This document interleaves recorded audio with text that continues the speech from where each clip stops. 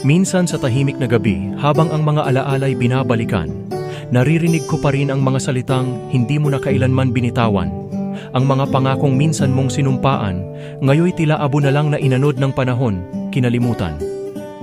Hindi ko alam kung saan nagkamali, kung saang sulok ng ating pagmamahalan ay napundi ang ningas, kung bakit ang dati apoy na nag-aalab, ngayoy malamig na abo na lang, tinatangay ng mga hangin ng pag-aalinlangan. Paano mo nagawang isara ang pintuan ng iyong puso? Habang ako narito pa rin sa labas, nakatayo, naghihintay, pinipilit na intindihin ang mga salitang hindi mo na binigkas. Ang mga dahilan na itinago sa katahimikan, mga lihim na bumabalot sa iyong mga mata. Bakit kailangang magparaya sa isang laban na wala akong laban?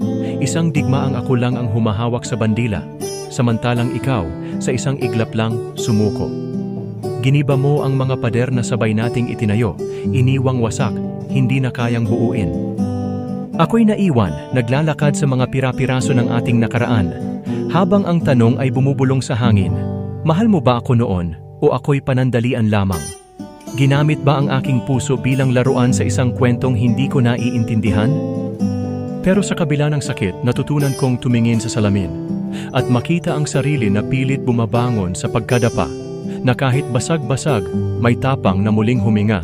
Dahil sa huli, ang pag-ibig ay hindi natatapos sa ating luha.